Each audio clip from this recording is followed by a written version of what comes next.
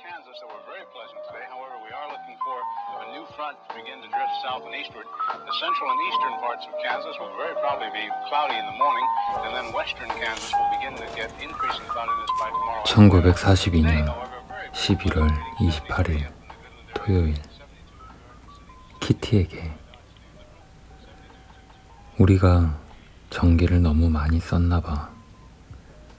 그래서 아껴 쓰지 않으면 전기가 끊어진대. 2주 동안 전등불 없이 지낸다는 건 즐거운 상상일 수도 있지만 설마 그런 일이 일어나겠어? 오후 4시만 지나도 너무 어두워서 책을 읽을 수가 없어. 시간 죽이느라 우리는 별짓을 다 하거든. 수수께끼, 어둠 속에서 체조하기, 영어와 프랑스어 말하기, 책 비평하기 등. 하지만 결국엔 그 모든 것들이 지겨워지고 말지. 어제 저녁에 난 새로운 재밌거리를 찾았어. 망원경으로 뒷집에 불 켜진 방을 몰래 훔쳐보는 거야. 낮에는 커튼 1cm의 틈도 허락되지 않지만 어두워지고 나서는 조금 열 수 있거든. 이웃집 사람들이 이렇게 재밌으리라고는 생각하지 못했어. 적어도 우리 이웃들은 그런 것 같아. 한 부부가 식사를 하고 있었고 또 한 가족은 가정용 영화를 찍는 것처럼 보였어. 건너편 치과 의사가 노부인을 치료하고 있었는데 그 노부인은 잔뜩 겁을 먹고 있었어. 뒤셀 아저씨는 자기가 아이들을 사랑할 뿐 아니라 아이들과 잘 어울린다고 했어. 그런데 슬슬 본 모습이 보이는 것 같아. 답답하고 촌스러운 데다가 엄격하기까지 하고 거기다 길고 장황하게 이야기하는 잔소리쟁이 노인네더라고. 침실을 세상에, 그것도 이 작은 침실을 함께 쓰는 그 특별한 행운을 가진 데다가 세 아이 중 가장 버릇이 없다고 여겨지는 덕에 난 진짜 많이 참아야 해. 또 계속 반복되는 늙은이의 잔소리를 듣지 않으려고 귀머거리인 채 해야 하고 말이야. 그래도 뒤셀 아저씨가 매번 엄마에게 끔찍한 고자질을 하는 것에 비하면 그건 아무것도 아니야. 아저씨에게 잔소리를 한바탕 들었는데 엄마가 다시 시작하면 앞뒤에서 불어오는 강풍을 맞고 서 있는 것 같은 기분이거든. 그리고 반단 아줌마에게 불려가 설명을 해야 하기라도 하면 정말 그건 제대로 된 허리케인이고. 솔직히 말해서 숨어 살면서 잔소리 많은 가족들 틈에서 버르장머리 없는 아이로 사는 건 쉽지 않아. 밤에 침대에 누워 내가 저지른 잘못과 나의 단점을 생각하노라면 웃어야 할지 울어야 할지 모르겠어. 내가 어떤 기분이냐에 따라 다르긴 하지만 그러면서 지금 현재의 내 모습이나 혹은 내가 되고 싶은 모습과는 다르게 살고 싶다거나 지금 내가 하는 행동과는 다르게 행동하고 싶다는 생각을 하면서 잠이 드는 거야. 아, 세상에. 이젠 내가 너까지 혼란스럽게 하는구나. 나를 용서해 주길. 그런데 쓴 글들을 지우고 싶지 않아. 요즘 들어서 종이가 모자라 종이를 버리면 안 되거든. 그런데 말이야, 정말 마지막 문장은 읽지 말라고, 또 이해하려고도 하지 말라고 부탁하고 싶어. 절대 이해할 수 없을 테니까. 안내가 1942년 12월 7일 월요일. 키티에게. 올해는 하누카 축제일과 성 니콜라스 축제일이 딱 하루 차이야. 우리는 하누카 축제일에는 그다지 법석을 떨지 않았어. 그냥 작은 선물을 주고받고 촛불을 켰지. 양초가 부족해서 딱 10분 동안만 불을 켜두었는데 성가를 부를 수 있을 정도는 됐어. 반단 아저씨가 나무 촛대를 만들었는데 꽤 잘 어울리더라. 토요일. 성 니콜라스 축제일 저녁은 훨씬 재미있었어. 미에프와 엘리가 아빠와 계속 귓속말을 주고받는 걸 보면서 뭔가 재미있는 일이 있을 거란 짐작을 했지. 우리 짐작이 맞았어. 8시 정각. 우리는 줄을 지어 계단을 내려가 칠흑 같은 어둠 속 복도를 지나 작고 어두운 방으로 들어갔지. 나는 덜덜 떨면서 다시 무사히 위층으로 돌아갈 수 있기를 기도했어. 그곳에는 창문이 없기 때문에 우리는 불을 켰어.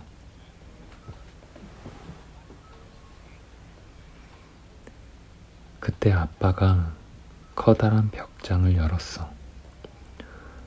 와, 진짜 예쁘다. 우리는 일제히 소리쳤어. 구석에는 성 니콜라스의 종이로 장식된 커다란 바구니가 서 있었고 그 위에는 블랙패터 가면이 있었어. 우리는 얼른 그 바구니를 가지고 위층으로 왔지. 그 안에는 우리를 위한 작은 선물들이 있었어. 각자에게 어울리는 시도 한 편씩 붙여두었더라. 나는 인형을 받았는데 치마가 여러 가지 물건을 넣는 가방이었어. 아빠는 책 버팀이었고 아무튼 즐거웠어. 지금까지 성 니콜라스 축제일을 축하한 적은 없었는데 처음 치고는 꽤 괜찮았어. 안내가 1942년 12월 10일 목요일. 키티에게. 반단 아저씨는 고기, 소시지, 양념 사업을 했었어. 그래서 아빠 사업과 관련을 맺게 된 거야. 요즘 반단 아저씨가 소시지 양념 만드는 솜씨를 뽐내는데 우리로서는 결코 나쁘지 않은 일이지. 우리는 어려운 때를 대비해 고기를 많이 주문해 두었어. 물론 암거래로 말이야. 소시지 양념을 만드는 것을 구경하는 건 재미있어. 먼저 고기를 썰어서 기계에 넣어 두세 번 다진 다음 여러 가지 재료들을 넣어 섞는 거야. 그리고 내장에 채워 넣으면 소시지가 완성되는 거지. 그날 저녁 우리는 소시지를 볶아 소금에 절인 양배추와 함께 먹었어. 하지만 헬더르란트 소시지는 먹기 전에 완전하게 말려야 하기 때문에 천정에 끈으로 매달아 묶어두었지. 사람들은 방에 들어올 때마다 소시지가 매달려 있는 광경을 보고는 웃음을 터뜨렸어. 진짜 웃겼거든.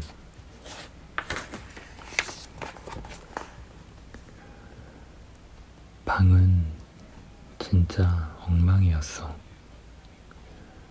반단 아저씨는 그 뚱뚱한 몸에다 반단 아줌마의 앞치마를 둘렀는데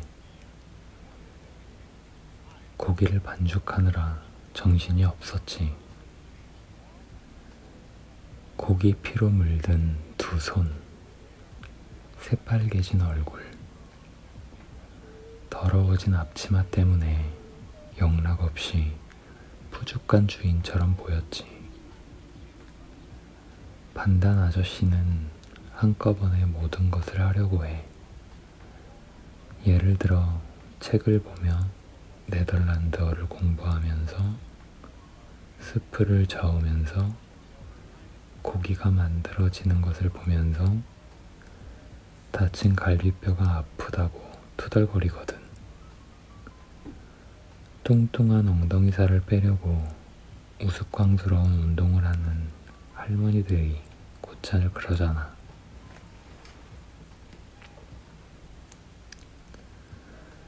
디셀 아저씨가 한쪽 눈에 염증이 생겨 난로가에서 캐모마일 차로 눈을 씻고 있었어. 의자에 앉아 유리창 틈으로 비치는 한 줄기 햇볕을 쪼이던 아빠는 다른 사람들이 움직일 때마다 계속 이쪽 저쪽으로 밀리고 있었어. 반단 아저씨가 일하는 것을 보는 아빠의 표정이 일그러져 있는 걸 보니 류마티즘이 도진 것 같아. 마치 양로원에 살고 있는 주름살 많은 노인처럼 보였어. 패턴은 자기 고양이랑 방에서 뒹굴고 있고 나는 엄마, 마코트 언니와 함께 감자 껍질을 벗기고 있었어. 물론 반단 아저씨를 보느라 정신이 없어서 엉망진창이었지만 말이야. 디셀 아저씨는 다시 치과를 열었어. 아저씨의 첫 번째 환자 이야기를 해줄게. 엄마는 다림질을 하고 있었기 때문에 결국 반단 아줌마가 시련을 맞은 첫 번째 사람이 되었지. 반단 아줌마가 방 한가운데로 와서 의자에 앉았어. 디셀 아저씨가 진짜 진지한 모습으로 진료 가방을 열고는 살균제 대신 쓸 오데코롱 향수와 밀랍을 대신할 바세린을 달라고 했어.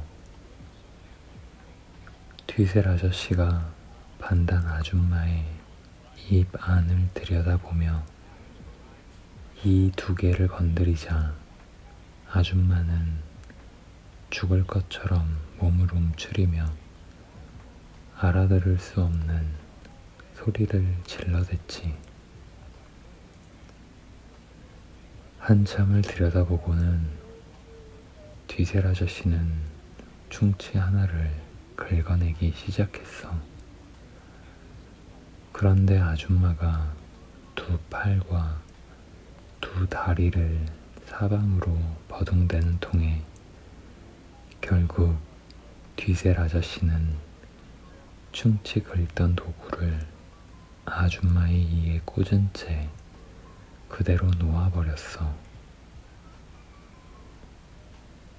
그러자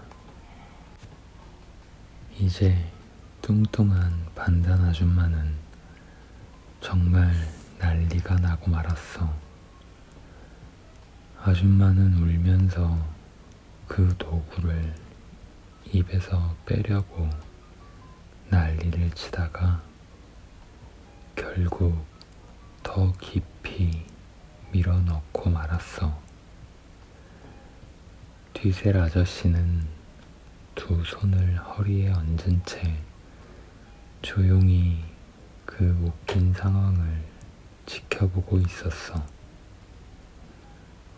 나머지 구경꾼들도 참지 못하고 배꼽을 잡고 웃고 있었어. 우리가 너무 무례했던 건 아닌지 몰라. 나라면 더 심하게 소리를 질렀을 텐데 말이야.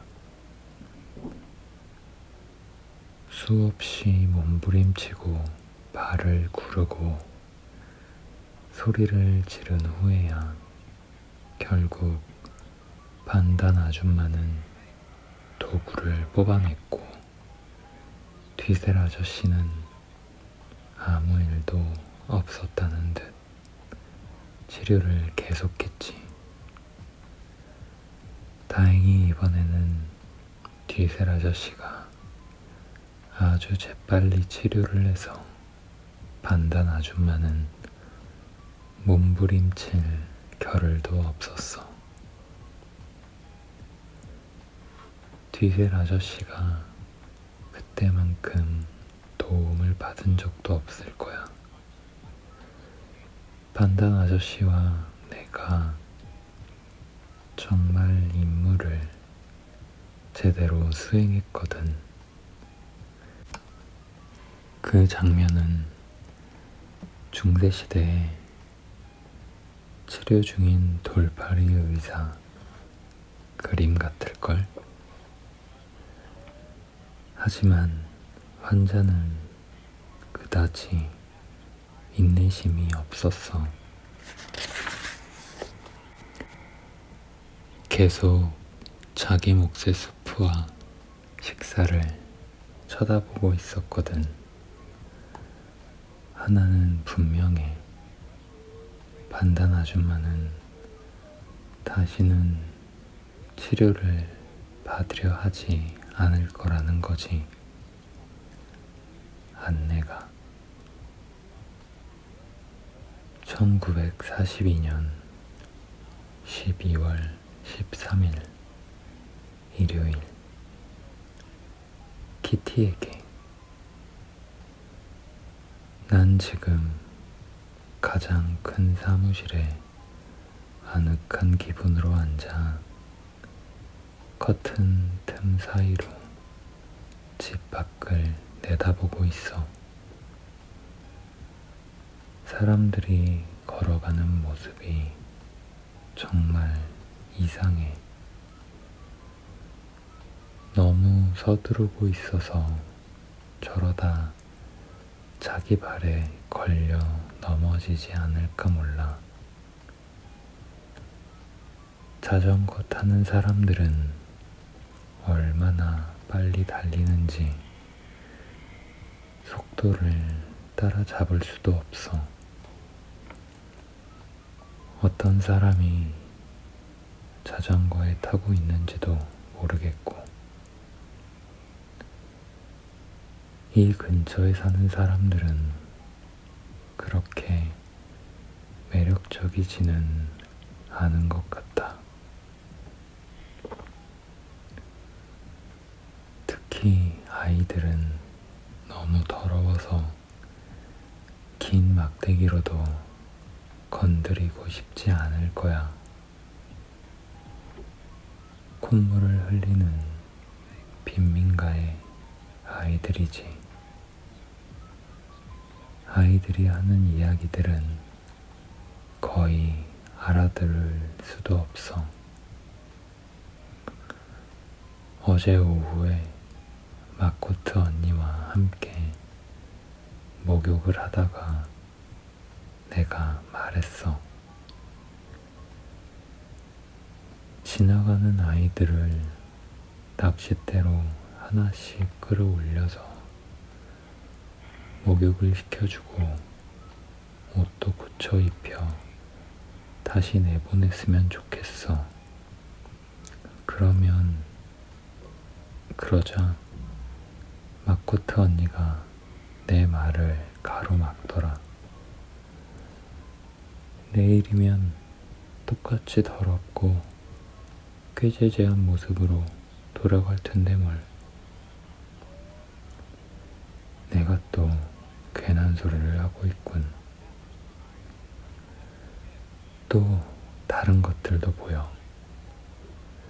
자동차도 있고 배도 보여. 나는 특히 전차가 지나갈 때 끼익 하는 소리가 좋아.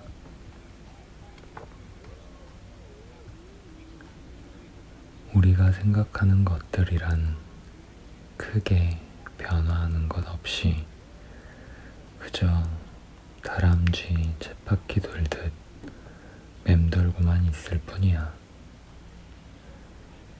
유대인 이야기를 하다가 음식 이야기를 하고 그러다가 또 정치 이야기를 하고.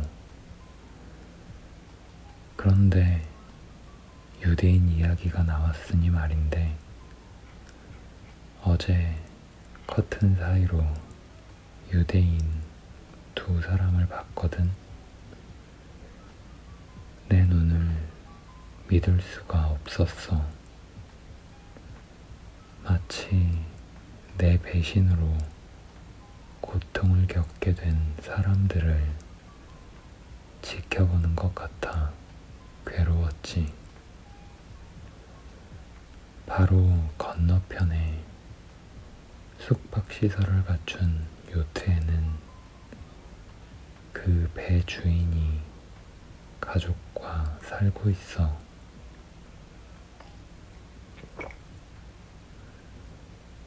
배 주인에게는 작은 강아지 한 마리가 있는데 우린 그저 강아지가 갑판을 뛰어다닐 때 짖는 소리와 꼬리 흔드는 것으로만 그 강아지를 알고 있지. 이제 막 비가 쏟아지기 시작하고 사람들이 우산 속으로 숨기 시작했어. 사람들의 비옷과 모자 쓴 뒤통수만 보여. 보지 않고도 여자들이 어떤 모습인지 알 수 있지. 터질 듯 살이 찐 여자. 빨간색이나 초록색 코트를 입은 여자. 굽이 다른 신발을 신은 여자. 팔에 가방을 끼고 가는 여자.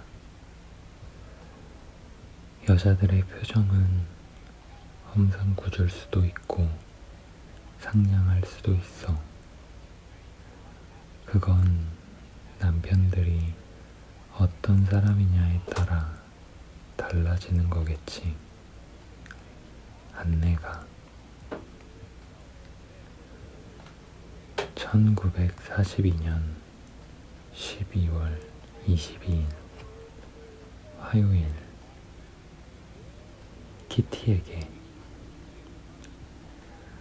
우리 은신처에 좋은 소식이 날아들었어. 크리스마스에 모두가 버터 0.25파운드씩을 더 받을 수 있다는 거야. 신문에는 0.5파운드라고 말했지만 그건 정부로부터 정식 배급 카드를 받은 운 좋은 사람들에게나 가능한 일이지. 네 사람의 몫에 불법 배급 카드로 8사람이 겨우 숨어 살고 있는 유대인에게는 해당되지 않는 일이야. 버터를 받으면 빵을 구울 생각이야. 오늘 아침 나는 비스킷과 케이크 2개를 구웠어. 다들 위층에서 바쁘기 때문에 엄마는 집안일이 다 끝날 때까지 위층에 가면 안 된다고 했어. 반단 아줌마는 다친 갈비뼈 때문에 침대에 누워 치료를 받으면서 하루 종일 투덜대고 있어. 아줌마는 아무것도 마음에 들지 않는 것 같아. 아줌마가 완쾌되어 일어나 집 안을 정리했으면 좋겠어. 아줌마가 몸도 마음도 건강할 때는 그런대로 부지런하고 정리정돈을 잘 하니까 또 명랑하고. 너무 떠든다고 낮 동안에 쉿 소리를 듣는 것으로도 충분한데 함께 방을 쓰는 신사분께서 밤에까지 나에게 쉿 하고 계속 주의를 줘. 그 신사분 말에 따른다면 나는 돌아 누워도 안 된다는 거지. 이제 뒤셀 아저씨가 말하는 건 아무것도 듣지 않을 거고 다음번에는 내가 쉿 이라고 하면서 복수해 줄 거야.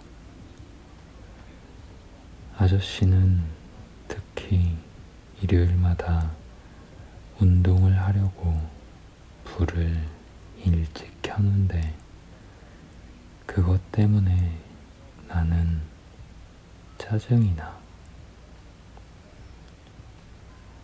아저씨가 운동하는 시간은 마치 몇 시간처럼 길게 느껴지는데 그동안 이 가엾은 어린 양은 침대가 너무 작아 좀 길게 쓰려고 침대 머리맡에 이어둔 의자가 앞뒤로 밀리는 바람에 견딜 수가 없거든. 근육을 풀어주기 위한 격렬한 팔 운동이 끝나고 나면 귀하신 몸은 치장을 시작하시지. 여기저기 걸려있는 바지를 가지러 갔다가 테이블 위에 올려놓은 넥타이를 가지러 가지. 그러면서 아저씨는 다시 한번 또 의자를 밀치는 거야. 미안. 그 노인네 이야기로 더 이상 널 지겹게 하지 않을게. 이렇게 투덜댄다고 해서 상황이 나아지지는 않을 테니까 전깃불을 끊어 놓는다든가 문을 쾅 닫는다든가 아니면 아저씨 옷을 숨긴다든가 하는 내 복수 계획은 은신처의 평화를 위해 포기해야겠지. 갈수록 내가 똑똑해지는 것 같아.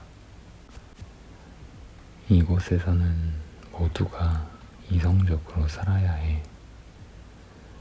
복종하는 법을 배우고, 입을 다물고, 돕고, 착해지고, 양보하고, 이런저런 생각을 하느라 머리를 너무 많이 써버린 것 같아.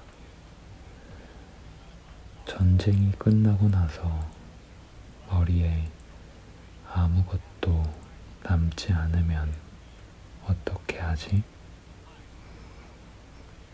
안내가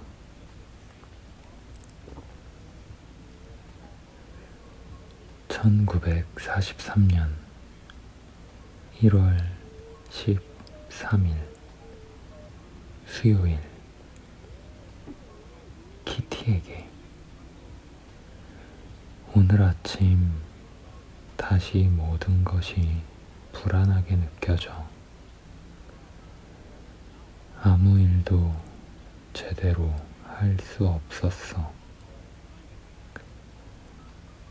바깥 상황은 끔찍해. 밤낮으로 사람들은 가방 하나와 돈 몇 푼만 지닌 채 끌려가고 있어. 끌려가는 중에 그나마도 다 빼앗겨 버리지만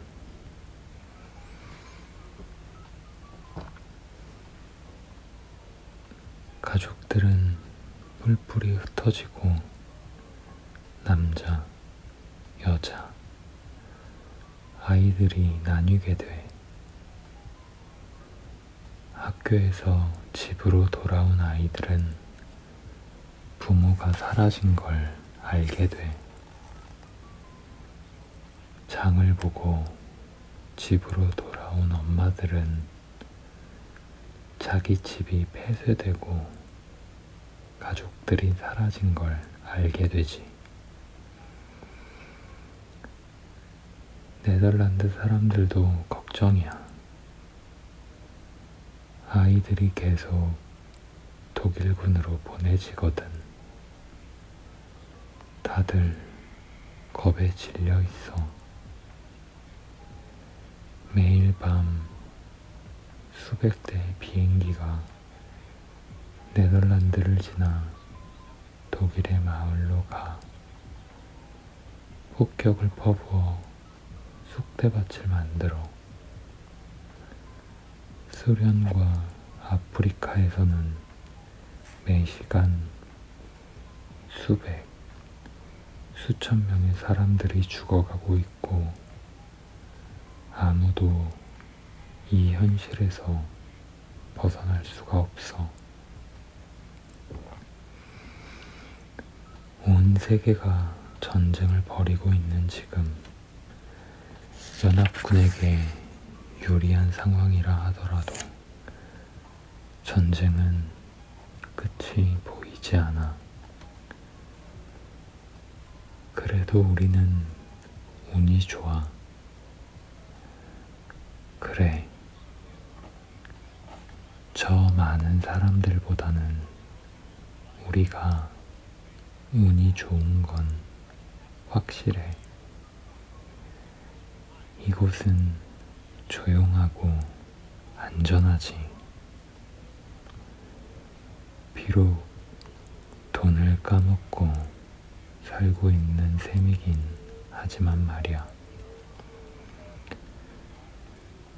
전쟁이 끝난 후에 대해 이야기하는 건 좀 이기적이긴 하지만 새 옷과 새 신을 살 생각을 하면 기분이 좋아져. 다른 사람을 돕기 위해 한 푼이라도 아끼고 절약해야 하는데 말이야. 여기 아이들은 얇은 블라우스와 남학신만 신고 뛰어다녀. 코트도 모자도 스타킹도 없고 도와주는 사람도 없이 말이야. 굶주린 아이들은 배가 고파서 말라 비틀어진 당근을 씹어보지만 여전히 허기지겠지. 추운 집에서 나와보면 다시 추운 거리일 뿐이고, 그래서 학교에 가면 교실이 훨씬 더 춥다는 걸 알게 되지. 수많은 아이들이 사람들을 붙잡고 빵 한 조각을 구걸하는 걸 보면 네덜란드의 상황이 얼마나 심각한지 알 수 있어.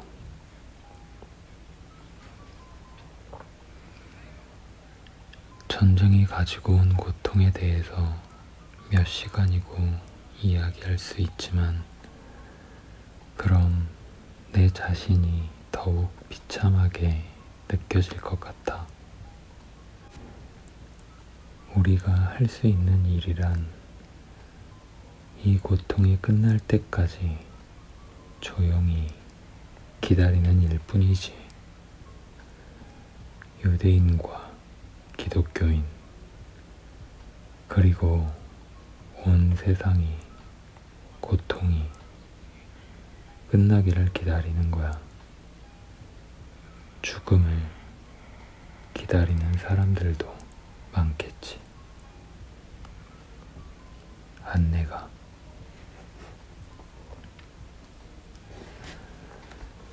(1943년 1월 30일) 토요일. 키티에게. 지금 화가 나 미칠 지경이지만 내 속마음을 드러내서는 안 돼. 두 발을 구르고 소리를 지르고 엄마를 마구 흔들고 싶어. 매일 반복해서 나를 향해 쏟아지는 그 끔찍한 말들과 비웃는 표정들, 비난은 팽팽하게 당겨진 활시 위에서 표적을 향해 날아간 화살처럼 내 몸속 깊이 박혀 빼낼 수가 없어. 나는 마코트 언니와 반단 아줌마, 아저씨, 뒤셀 아저씨, 그리고 아빠에게 이렇게 소리 지르고 싶어. 날 좀 그냥 내버려 두세요. 단 하룻밤이라도 눈물로 베개를 적시지 않고, 두 눈은 벌개지지 않고, 머리가 아프지 않고 잘 수 있게 해주세요. 이 모든 것에서 벗어나게 해주세요. 가급적이면 이 세상에서요. 하지만 난 그렇게 말할 수 없어. 왜냐하면 그들이 내 절망을 알게 하고 싶지 않으니까. 그들이 내게 준 상처를 보여주고 싶지도 않아. 그들의 동정과 다정한 채 하는 농담을 견딜 수 없어. 그것들 때문에 난 더욱 악을 쓰고 소리를 질러댈 것 같아. 내가 말을 하면 다들 내가 잘난 체 한다고 생각하고 내가 입을 다물고 있으면 나를 멍청하다고 생각해. 대답하면 버르장머리 없다고 생각하고 좋은 생각을 하면 교활하다고 하지. 내가 피곤해하면 게으르다고 하고 많이 먹으면 욕심쟁이라고 하지. 어리석고 비겁하고 앙큼한 아이라고도 해.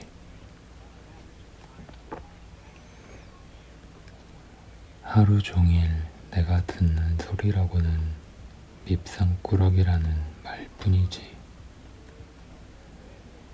내가 웃으면서 못 들은 채 하지만 사실은 아니야. 다른 사람에게 미움을 받지 않도록 지금과는 다른 성격을 달라고 신께 기도하고 싶어. 하지만 그럴 수는 없겠지. 이미 내게 주어진 성격이고 또 결코 나쁜 성격은 아니라고 생각해. 사실은 사람들이 생각하는 것보다 훨씬 더 열심히 주변 사람들을 즐겁게 해주려고 노력하고 있거든. 그리고 아무렇지도 않은 듯 웃으려고 애쓰고 있어. 내가 힘들어하고 있는 걸 다른 사람들에게 보이고 싶지 않으니까 몇 번인가 도저히 이해할 수 없는 이유로 꾸지람을 듣고 나서 너무 화가 나서 엄마에게 말했어. 엄마가 무슨 말을 해도 상관 안 해요. 날 좀 혼자 내버려 두세요. 나는 구제불능이니까요. 당연히 버르장머리 없다는 소리를 듣고 이틀 동안 식구들은 나에게 말을 걸지 않았어. 그러다 갑자기 언제 그랬냐는 듯 나를 다시 예전처럼 대하더군. 나로서는 하루는 설탕처럼 달콤한 말을 하다가 다음 날에는 독과 같은 말을 뱉는 일은 도저히 못할 거야. 차라리 중용을 선택하겠어. 내 생각에는 나 혼자 간직한 채 단 한 번이라도 나를 대한 것처럼 그대를 마음껏 무시해주고 싶어. 아, 진짜 그렇게 할 수 있다면 얼마나 좋을까. 안내가